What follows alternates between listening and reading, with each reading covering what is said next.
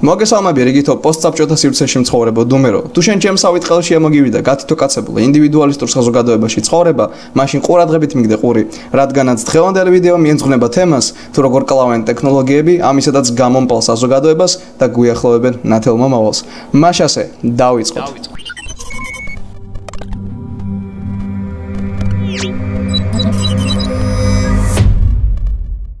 ნაწილი პირველი, ძველი სისტემის აგონია. რობოტები უკვე არაერთი 10 წლეულია იპყრობენ მსოფლიო პუბლიკის განსაკუთრებულ ყურადღებას. ვიღაცას ეშინია რობოტების აჯანყების, ხელოვნური ინტელექტის თამადობით.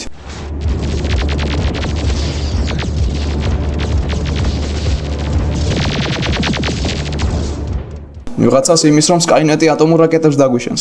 ვიღაცას კი უბრალოდ უმუშევრობის ეშინია. და როგორც აღმოჩნდა ეს მათი შიშები არც თუ ისე უსაფუძვლოა.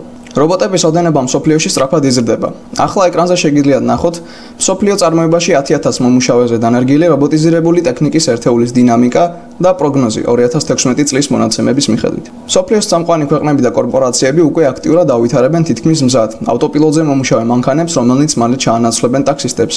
აი ასე გამოიყურება ამაზონის საწყობი, სადაც უზარმაზარ ფართობზე მუშაობს სულ რამდენიმე ადამიანი.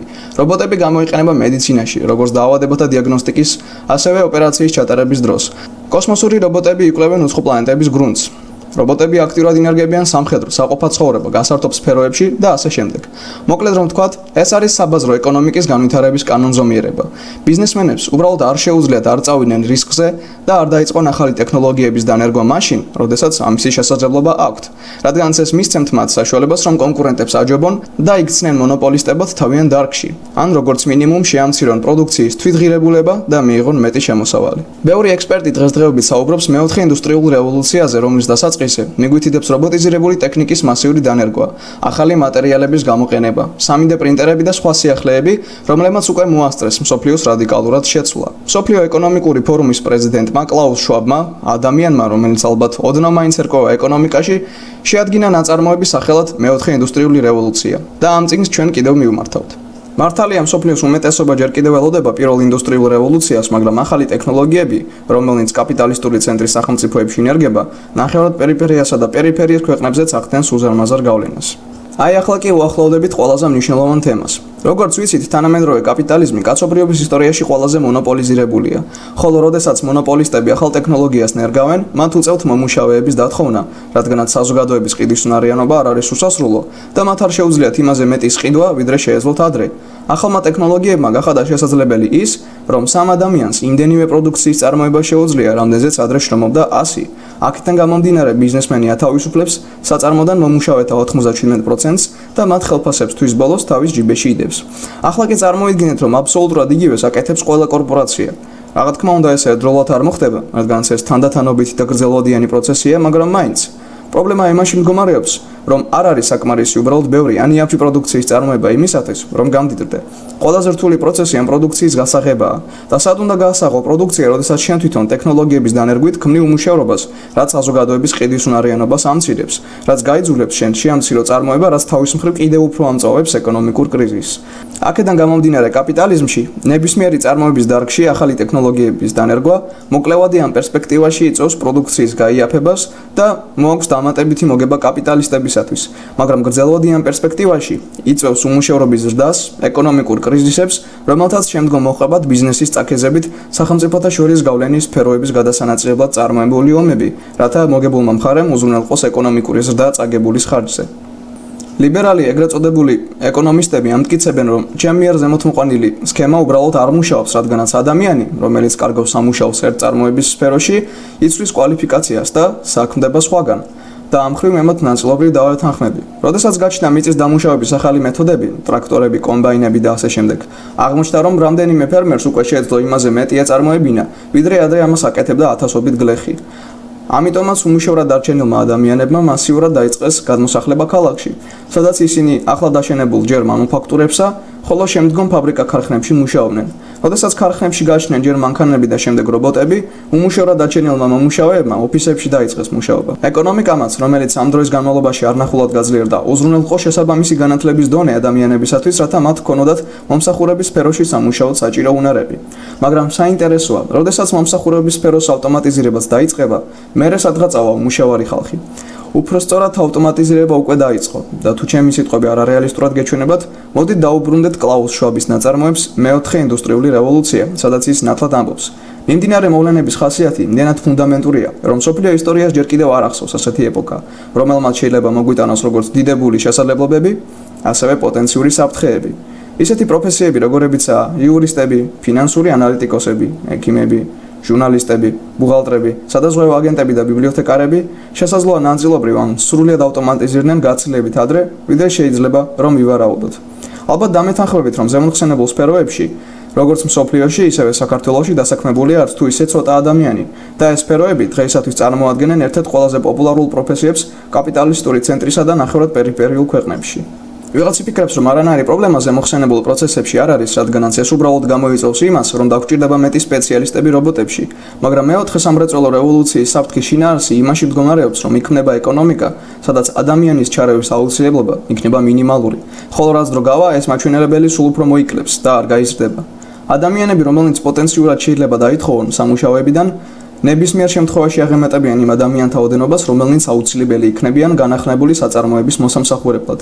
განვითარებული სახელმწიფოები, რომელნიც რობოტიზირდებიან, არა მხოლოდ საკუთარ მოსახლეობას დატოვებენ უმუშევრად, არამედ გაიაფებული და რაოდენობრივად უზარმაზარი პროდუქციის ექსპორტით, განვითარება და განუვითარებელ ქვეყნებში ადგილობრივ წარმოებას საბოლოოდ მოსპობენ, რადგანაც იქაური პროდუქცია იქნება არაკონკურენტუნარიანი, რაც გამოიწვევს ისეთ სასტიკ პოლიტიკურ და სოციალ-ეკონომიკურ ცვლილებებს, რომ არავინ იცის რა მოხდება და როგორ ვუშველოთ ამ სიტუაციას. არავინ არ იცის მეინსტრიმ პოლიტიკურ მიმდინარეობებში, ხოლო ჩვენ ძალიან კარგად ვიცით საით მიდის ყველაფერი. უმუშევრად არჩენილი ადამიანები არ დაიწყებენ იმის ლოდინს, თუ როდის გაზრებათ შიმშილისგან სული. მსოფლიო მოსახლეობის ყველაზე შეგნებული ნაწილი დაიწყებს ინფორმაციის გავრცელებას ეკონომიკის და ზოგადად საზოგადოების ფუნქციონირების ახალი მოდელების შესახებ. დაიწყება მასიური სააგიტაციო კამპანია. ისინი ორგანიზდებიან, გაერთიანდებიან პროფკავშირებში, რევოლუციურ ორგანიზაციებში და დაიწყებენ ბრძოლას იმისათვის, რომ კერძო საკუთრებიდან საწარმოები გადავიდნენ კოლექტიურ, საყოველთაო საკუთრებაში. და რა მოხდება, როდესაც ახალი ტექნოლოგიები სოციალიზმში დაინერგება? იმის მაგივრად, რომ მომუშავეები დაითხოვონ საწარმოებიდან, ხდება მომუშავე პერსონალის საყოველთაო გადაკვალიფიცირება, ხელფასების ზრდა, სამუშაო დროის შემცირება. საწარმოები ემორჩილებიან გეგმას, ხდება კაპიტალისტური წარმოების ქაოსი, ჭარბწარმოება, რესურსების არარაციონალური გამოყენება. რობოტები აწარმოებენ საქონელს, მომსახურებას და ახდენენ მათ ტრანსპორტირებას. ამიტომაც ადამიანები მხოლოდ ჯერ კიდევ აუცილებელ პროფესიებში იქნებიან დასაქმებულნი. პროდუქტები და სხვა საქონელი პირველად გაიცემა ლიმიტებად ან პირობით ქულებად, შემდგომ კი ყოველგვარი ლიმიტები გაქრება. შრომის განთავისუფალ დროს ადამიანები დაუთმობენ საზოგადოებრივ ცხოვრებას და კავდებიან პოლიტიკით, სპორტით, ხელოვნებით, ფილოსოფიით, თვითორგანიზებით, მაგრამ სამწუხაროდ ასეთი ნათელი მომავლის მიღწევა არამხოლოდ სახალხო მასების განნათლებისა და ორგანიზებით და ამ რობოტებისა თუ სხვა საწარმოო საშუალებების ექსპროპრიაციით, არამედ სასტიკი გლობალური, სოციალური, ეკონომიკური, ეკოლოგიური და პოლიტიკური კრიზისების გავლით მოხდება. როგორც ინგლისში შემოღობის ანუ პაუპერიზაციის დროს საუბრობდნენ ცხრებზე, რომლებმაც შეჭამეს ადამიანები, ასევე მომავალში ისაუბრობენ რობოტებზე, რომელთაც შეჭამეს კაცობრიობა. მაგრამ ჩვენ უნდა გვესმოდეს, რომ პრობლემა არა ცხრებსა და რობოტებშია, არამედ იმ სოციალ-ეკონომიკურ და პოლიტიკურ სისტემაში, რომლის ფარგლებშიც ისინი გამოიყენებიან არარაციონალურად და ჩვენი მოვალეობაა ეს სისტემა ჩავანაცვლოთ. ამ დროს ზოგი თქვენგანი იტყვის: "მაინც შენ მე რა წერილი სოციალ-ეკონომიკური წყობის აგება უკვე სწადეს არაერთხელ, მრავალი პრობლემა შეექმნათ და არაფერი არ გამოვიდათ. დიახ, კაპიტალიზმი არ არის იდეალური ეკონომიკური სისტემა. თეორია ის სწორად დავარეგულიროთ სახელმწიფოს მხრიდან ეკონომიკაში ჩარევით. პასუხად ვიტყვი, რომ დღესდღეობით მომუშავე საბაზრო ეკონომიკისა და წარმომადგენლობითი დემოკრატიის ჩამოყალიბების პირველი მცდელობები ასევე დასრულდა წარუმატებლად, თუმცა ეს არ უშლის ხელს მათ ფუნქციონირებაში, ხოლო კაპიტალიზმის რეგულირება მხოლოდ ანელებს პროცესს, მაშინ როდესაც მის გამომწვევ მიზეზს სრულად არ სპობს. ზოგი გააგრძელებს და ეგრე რომც იყოს, კომუნიზმის აშენება ხომ შეუძლებელია, ეს ხომ წმინდა უტოპიაა. როგორ შეიძლება ეკონომიკის ისე ორგანიზება, რომ ის ერთდროულად მუშაობდეს ავტომატიზირებულად, როგორც ერთიანი მექანიზმი, თანაც ეფექტურად იყოს გეგმიური, ემსახურებოდეს საზოგადოების კეთილდღეობას და თანაც კოლექტიური საკუთრების საფუძველზე. ხოლო ვინც ასე ფიქრობს, მინდა უთხრა, რომ სწორედ აქ ცდებიან, რადგანაც უკვე დღევანდელი ტექნოლოგიური პროგრესის გათვალისწინებით შესაძლებელია კომუნიზმის ეგრეთ წოდებული ქვედასაფეხურის მიღწევა და თუ როგორ, ამას ახლა მოგიყვებით. ნაწილი მეორე, ახალი საზოგადოების განთიადი. ყველაზე ცნობილი ეკონომიკური არგუმენტები სოციალიზმისა და კომუნიზმის საწინააღმდეგოდ არის ეგრეთ წოდებული ინფორმაციის ნაკლებობა, რომლის მიხედვითაც პირველი შეუძლებელია ეკონომიკის დამგეგმარებლებს არ ქონდეთ ინფორმაციის ნაკლებობა იმის შესახებ, თუ როგორია საზოგადოების რეალური მოთხოვნა ამა თუ იმ პროდუქციაზე. და მეორე, შეუძლებელია ეკონომიკის დაგეგმარებისას ვიცოდეთ თუ როგორია საზოგადოების რეალური საწარმოო შესაძლებლობები, რათა უფრო ობიექტურად მოხდეს ეკონომიკის დაგეგმარება და სხვადასხვა დარგებს შორის ბალანსის შენარჩუნება. რაც შეეხება პირველს, ლიბერალი ეკონომისტების ერთ-ერთი საყვარელი არგუმენტი კოლექტიურ საკუთრებაზე მომუშავე გეგმიური ეკონომიკის საწინააღმდეგოდ არის შემდეგი. ეკონომიკის ძირითადი პრობლემაა ის, თუ როგორ უნდა მოახდინოთ რესურსების გადანაწილება და მოხმარება, რადგანაც ადამიანის მოთხოვნილებები უსასრულოა, ხოლო რესურსები სასრული. ამიტომაც ისინი ფიქრობენ, რომ გეგმიური ეკონომიკა, რომელიც ორიენტირებულია ადამიანთა მოთხოვნილებების დაკმაყოფილებაზე, ვერ შეძლებს ამის გაკეთებას. რეალურად ეს არის ტყუილი, რადგანაც ეს ჭყალებში ეკონომისტები ურევენ ადამიანის სურვილსა და ადამიანის ობიექტურ მოთხოვნილებებს ერთმანეთში. ადამიანს არ შეუძლია ყოველდღე ჭამოს იმდენივე, რამდენიც 10 სხვა ადამიანს, რადგანაც მას შეექმნება წონის პრობლემები, რომელნიც შემდგომში მისთვის ცუდად ასრულდება. ერთ ადამიანს არ შეუძლია მოიხმაროს იმდენი ელექტროენერგია მისი რაციონალური გამოყენებისას, რა თქმა უნდა, რამდენიც 10 სხვა ადამიანს. ფიზიკურად შეუძლებელია ერთ ადამიანს ეცვას ერთდროულად ერთ წყვილფეხსაცმელზე, თითო შარვალზე და მაისურზე მეტი. ადამიანს ფიზიკურად არ შეუძლია ატაროს ერთად 2 ან მეტი მანქანა და იცხოვროს 2 ან მეტ ბინაში. აქედან გამომდინარე, ყველა ადამიანს აქვს თავისი ობიექტური მოთხოვნილებები, რომელთა პროგნოზირება და გათვალისწინება ეკონომიკის დაგეგმარებისას შესაძლებელია. რაც სხვათა შორის წარმატებით და აქტიურად ხორციელდებოდა გასული საუკუნის სოციალისტურ სახელმწიფოებში.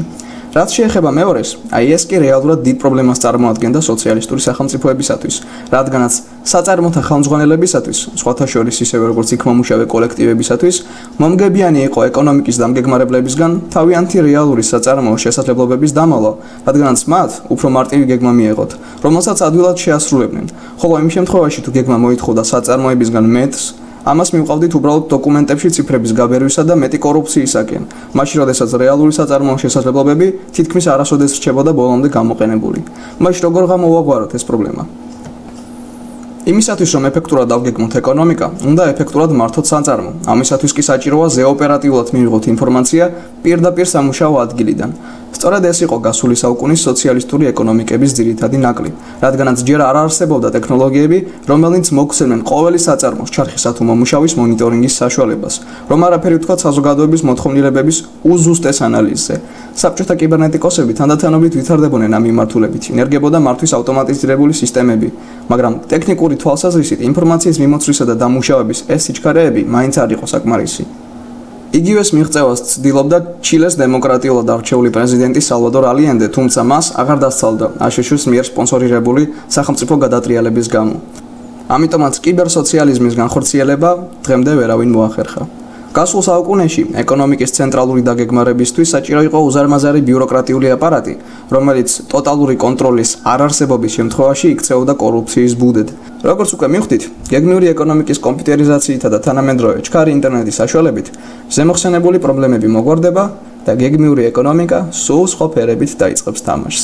ირონიულია, მაგრამ საბჭოთა კავშირის დაცემიდან ზუსტად 10 წლის შემდეგ შეიქმნა ეკონომიკური მართვის სისტემა, რომელსაც უწოდეს საგნების ინტერნეტი. მისი შინაარსი ძალზედ მარტივია. სხვადასხვა სახის აღჭურვილობა, გაჯეტები, ინფრასტრუქტურული ობიექტები, შენობები ერთიანდებიან საერთო ინტერნეტ სისტემაში, რომელიც მათი მუშაობის ანალიზირებას ახდენს და მართავს მათ წინასწარ მინიშნებული გეგმის მიხედვით, ან უბრალოდ იძლევა მათი ადგილმდებარეობისა და მდგომარეობის შესახებ ინფორმაციას რეალურ დროში, ან თუ გნებავთ ლაივში. თქვენ შეგიძლიათ შეუერთოთ ამ სისტემას smartphone-ები, საწარმოო დანადგარები, უპილოტო ტრანსპორტი, მოკლედ აბსოლუტურად ყველაფერი. და ეს, ჩემო კარგებო, არის უდიდესი ნაბიჯი უნამდვილესი კომუნიზმისაკენ. საინტერესოა, რომ უკვე დღეს არსებობს საგნების ინტერნეტის არაერთი პლატფორმა, რომელსაც აქტიურად იყენებენ ისეთი კორპორაციული გიგანტები, როგორებიცაა Microsoft, Walmart, Amazon და ასე შემდეგ. პირველ სისტემას, რომელიც მსურს რომ გაგაცნოთ, ეწოდება WinNum. კომპანია WinNum-მა შეემუშავა სხვადასხვა ინსტრუმენტები, როგორებიცაა Platform, SDK, Cloud, Connector. ფაქტიურად ეს არის დანადგარები, რომელნიც უერთდებიან აღჭურვილობას საკომუნიკაციო მოდული WinNum Hardware OS საშუალებით. სპეციალური სენსორებიდან ინფორმაცია აღჭურვილობის მუშაობის, მისი დატვირთვის, დაზიანების ან სამრეწველო პროცესში დარღვევებისა და მომუშავეთა ქმედებების შესახებ მიეწოდება ერთიან ქსელს, რომლის მონიტორინგით შეიძლება კომპიუტერიდან, პლანშეტიდან ან smartphone-დანაც კი, რომელშიც რა თქმა უნდა წინასწარ ჩაწერილია WinNum-ის პროგრამა.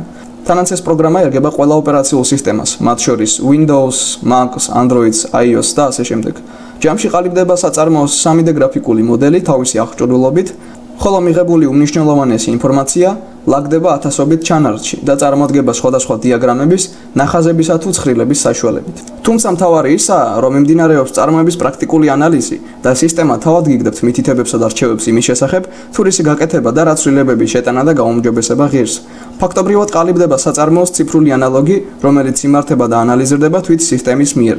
იგივე გზით, ვინომის დახმარებით შესაძლებელია უმართოთ არა მხოლოდ ერთი საწარმო, არამედ სამრეწველო ობიექტთა ჯაჭვი, თვალი ვადენოთ საქონლისა და ტრანსპორტის გადაადგილებას და ასევე ავტომატურად უმართოთ დრონები. მოკლედ, მთელი მრეწველობის სამართავი მექანიზმი არა მხოლოდ პირდაპირ გაგებით ხელის გულზე თავსდება, არამედ ჭკვიანი სისტემა მაშინვე ახდენს ამ ღირსშესანიშნაობის ანალიზირებას და აძლევს სამუშაო პროცესის მეთვალყური ადამიანს ინფორმაციას იმასთან დაკავშირებით, თუ რა მოითხოვს გაუმჯობესებას, განახლებას, მომუშავეთაგან რეალურად რამდენი იმუშავა თითოეულმა და ასე შემდეგ. სხვათა შორის, უკანასკნელი ძალიან მნიშვნელოვანია, რადგანაც ის იძლევა პრინციპის ყველასაგან შეძლების დაგვარად ყველას შრომის მიხედვით უკეთ რეალიზების შესაძლებლობას. ასევე ეს პროგრამა იძლევა სამრეწველოს ან სამრეწველოთა ჯაჭვის მუშაობის გეგმის ჩამოყალიბების და ამ გეგმის სამუშაო ადგილებამდე დაყვანის, ისევე როგორც გეგმის შესრულების მსვლელობისა და დამატებითი შესაძლებლობების შესახებ ინფორმაციის შეკრების შესაძლებლობას. მოკლედ რომ ვთქვათ, ასეთი სისტემის წყალობით წარმოება მუშაობს გამართულად, როგორც კალაშნიკოვის ავტომატი.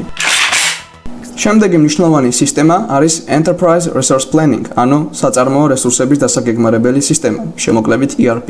როგორც სახელიდან ჩანს, მისი დანიშნულება შემდეგია: მომუშავეები აწვდიან ხელმძღვანელს ინფორმაციას სამუშაო ადგილის მდგომარეობის, შესრულებული სამუშაოს, გეგმის მიმდინარეობისა და დამატებითი შესაძლებლობების შესახებ, ან აძლევენ რჩევებს იმასთან დაკავშირებით, თუ როგორ შეიძლება შრომითი პროცესის გაუმჯობესება. ERP სისტემების მიერ შეგროვებული ინფორმაცია ასევე ხელმისაწვდომია სხვა თანამშრომლებისთვისაც, რაც აჩქარებს მომუშავე კოლექტივის ოპერატიულობას და კოორდინირებას. სხვათა შორის, თქვენ წარმოიდგინეთ კაპიტალიზმის პირობებშიც კი არსებობდა ERP სისტემების რაიმე უფრო დემოკრატიულ და ფართო მექანიზმად გარდაქმნის მცდელობა, რათა მომუშავეები არა მხოლოდ აგროვებდნენ ინფორმაციას ამ სისტემაში, არამედ მის ბაზაზე, როგორც მინიმუმ მეტ ინიციატივას ავლენენ ობიექტის მართვაში, ან საერთოდ თვითონვე განკარგავდნენ საწარმოს რესურსებს ყოველგვარი დირექტორებისა თუ უფროსების გარეშე. თუმცა ეს იდეა არ მოეწონათ და არ მისცეს განვითარების შესაძლებლობა მსხვილმა კომპანიებმა, რომელთა მეთაურების მთავარი ფილოსოფია მდგომარეობს იმაში, რომ ისინი თავიანთ წარმოუდგენლად დიდ ბრჭყალებში ანაზღაურებას, სწორედ მათი მრავალათასიან ხან კი საერთოდ მილიონიან მოსამსახურიანი კორპორაციების მართვის წყალობით იღებდნენ. წარმოიდგინეთ რა მოხდებოდა, თუ მომუშავეები გაიაზრებდნენ, რომ კომპანიის და ზოგადად ეკონომიკის სამართავად მათ აღარ სჭირდება ძემდგომი, ან ინგლისურად overseer ბიძია ბაბუები. სხვათა შორის, კარგი თემაა საფიქრად, ჩვენ კი გავაგრძელოთ. ვფიქრობ, მარტივი მისახვედრი ჭეშმარიტებაა ის, რომ თანამედროვე ტექნოლოგიები ვითარდებიან არა მხოლოდ ეკონომიკურ, არამედ პოლიტიკურ დარგშიც. და აი აქ მნიშვნელოვანია ვთქვათ ორი სიტყვა ელექტრონული დემოკრატიის შესახებ. მართალია, ჩვენი ბედკრული საქართველო ჯერ კიდევ შორს არის ასეთი ტექნოლოგიებისგან, მაგრამ არსებობს რიგი ქვეყნები, სადაც შემუშავებულია ნორმალური პლატფორმები ონლაინ არჩევნებისთვის. და ონლაინ ხმათა ოდენობა სხვადასხვა არჩევნებსა თუ რეფერენდუმებში ყოველწლიურად იზრდება. მაგალითად ესტონეთი, მიუხედავად ანეკდოტებისა იქაური მოსახლეობის ლამის რაჭული სიდიჯის შესახებ, გახდა პირველი ქვეყანა მსოფლიოში, რომელმაც დაამტკიცა მასიური ელექტრონული ხმის მისაცემის სისტემების წარმატებით დანერგვის შესაძლებლობა. ესტონური საარჩევნო სისტემა სხვათა შორის დაცულია ფალსიფიკაციისა და ჰაკერული ჩარევებისგან, ელექტრონული ხელმოწერებითა და სხვა მექანიზმებით. უკვე 2019 წლის საპარლამენტო არჩევნებში ესტონეთში ხმების 53% მოსახლეობა მისცა ინტერნეტის საშუალებით. ბევრი თქვენგან იტყვის, რომ ასეთი არჩევნები არათუ არ არის პროგრესული, არამედ პირიქით უფრო ადვილად სამანიპულირებელი იქნება, რადგანაც არავინ იცის თუ როგორ დაითვლიან ამ ხმებს, დაითვლიან და გაითვალისწინებენ თუ არა საერთოდ. საბოლოოდ კი მთავრობები მათთვის სასურველ პასუხებს შეთხზავენ და გამოაქვეყნებენ საარჩევნო პროცესის დასრულების ბოლოს. სიმართლე რომ ვთქვათ, ყველაფერი სწორედ ასეა. მაგრამ მოცემული პრობლემა ძალიან მარტივად გვარდება ელემენტარულად არჩევნების ფარულობის გაუქმებით, ხოლო გამჭვირვალე ელექტრონული არჩევნები ხმების გაყალბებისა და ფალსიფიცირების შესაძლებლობას საერთოდ მოსპობს, რადგანაც ყველა შეძლებს რომ დაინახოს თუ ვინ ვის ან რას მისცა ხმა, ერთხელ მისცა თუ ვთქვათ 7-ჯერ, სწორედ აითვალეს ის თუ არა და ასე შემდეგ. ახლა ვფიქრობ გაგიჩნდათ კითხვა თუ რა შუაშია ელექტრონული არჩევნები ვიდეოს თემასთან. საქმე იმაშია, რომ სოციალიზმი მოისაზრებს მოსახლეობის გაძლიერებულ ჩართვას დემოკრატიულ პროცესებსა და გადაწყვეტილებების მიღებაში, იქნება ეს სამუშაოს ადგილობრივ თუ საზოგადოებრივ დონეზე. ამიტომაც აუცილებელია ყოველგვარ ზედმეტ ხარჯებსა და საორგანიზაციო პრობლემებს მოშორებული სწრაფი საარჩევნო სისტემის ქონა სხვადასხვა დონეზე არჩევნებისა და რეფერენდუმების გასატარებლად. ამიტომაც შეიძლება ითქვას, რომ ეგრეთ წოდებული ელექტრონული დემოკრატია არის მომავლის საზოგადოების მართვის სისტემების პროტოტიპი. ახლა კი ძალიან მნიშვნელოვანი საკითხი. ლოგიკურად შეიძლება გაგიჩნდეთ კითხვა, კი მაგრამ შენ მიერ ნახსენები ტექნოლოგიები ჩამოყალიბდა, შეიქმნა და გამოიყენება კაპიტალიზმში. რა შუაშია აქ მოძრაობა კომუნიზმისკენ? დიახ, ეს ტექნოლოგიები შექმნა კაპიტალიზმმა, მაგრამ სოციალიზმი და კომუნიზმი არ არის ბანალური კაპიტალიზმისა და ყველა მისი მიღწევის უარყოფა. ისინიც თავის მხრივ არიან კაპიტალიზმის პროდუქტი და ემყარებიან მისი ტექნიკური და კულტურული განვითარების ნაყოფს. ზუსტად ისევე, როგორც ფეოდალიზმში შექმნილმა მანუფაქტურებმა და მიწის დამუშავების რევოლუციურმა მეთოდებმა საფუძველი მისცეს კაპიტალიზმის ჩამოყალიბებას. ამიტომაც არ არის გასაკვირი, რომ ეს ტექნოლოგიები, რომელნიც შექმნეს კაპიტალისტურმა კორპორაციებმა, იძლევიან ახალი, უფრო პროგრესული საზოგადოების ჩამოყალიბების შესაძლებლობას. პრობლემა სხვა რამეში მდგომარეობს. კერძოდ, საწარმოო საშუალებების საკუთრების ფორმაში და შესაბამისად კლასობრივ ბატონობაში. სანამ არსებობს კერძო საკუთრება საწარმოო შესაძლებლობებზე, სანამ ძალაუფლება ყველგან ეკუთვნის მსხვილ ბიზნესმენებს, მევახშეებს, ბანკირებსა და მაგნატებს, ახალი ტექნოლოგიები, მიუხედავად იმისა, თუ რამდენად შესანიშნავი თუ პერსპექტიულნი არიან, იმოქმედებენ უპირველესად მოსახლეობის აბსოლუტური უმცირესობის სასარგებლოდ და ამავდროულად უმეტესობის საწინააღმდეგოდ. იგივე ERP სისტემებს გამოიყენებენ მომუშავეთა უფრო აქტიური ექსპლუატაციისა და კორპორაციების მოგების მაქსიმიზირებისათვის. საგნების ინტერნეტმას შესაძლოა მოიტანოს არა მხოლოდ კომფორტი, არამედ არასწორ ხელებში ის შეიძლება იქცეს ადამიანის ზე-კონტროლის მექანიზმად. ასევე დიდი პრობლემაა ის, რომ თანამედროვე ადამიანები არც კი ორგანიზდებიან, თუნდაც სამუშაო ადგილის დონეზე. ისინი არ ატარებენ განმარტებით სამუშაოებს ნაცნობებთან. რომ აღარაფერი ვთქვათ აქტიურ აგიტაციაზე. ისინი არ მიისწრაფიან პოლიტიკაში მონაწილეობისაკენ, გარდა 4 წელიწადში ერთხელ საარჩევნო ყუთან მიზოზინებისა. ბოლო არჩევნებმა აჩვენეს, რომ თურმე ხალხს ეგეც კი ეზარება, ისეთ დაკარგეს რწმენა საკუთარ ძალებში. და სანამ ეს ტენდენცია გაგრძელდება, ხოლო თქვენ არაფრის შეცვლას არ მოისურვებთ, შეგიძლიათ უბრალოდ დაივიწყოთ ყველაფერი, რაც ამ ვიდეოში ნახეთ, თუ გაიგეთ, რადგანაც ის ფიზიკურად არ დაგჭირდება. ხოლო დანარჩენებს, ვისაც გსურთ რაიმეს უკეთესობისაკენ შეცვლა და მზად ხართ ამაზე იმუშაოთ, ვიდეოს ქვეშ აღწერაში იქნება ბმულები მემარცხენე მედიაზე, ჯგუფებსა თუ გვერდებზე. გაწევრიანდით, განათლდით, ორგანიზდით და იბრძოლეთ. ხოლო ზემოჩამოთვლილი ქმედებების ეფექტურობის ამაღლებისათვის აუცილებელი ინფორმაცია მალე დაიდება ჩვენს არხზე არაერთი ვიდეოს სახით. ახალი ტიპის გეგმიური ეკონომიკა, კიბერსოციალიზმი და კომუნიზმი დღეისათვის უკვე აღარ არის უტოპია. საჭიროა არის მხოლოდ სახალხო მასების სურვილი და პოლიტიკური ნება. სილამაზისთვის შეგიძლიათ დავუმატოთ ცოტაოდენი დენთი გემოვნებით და ვუალა.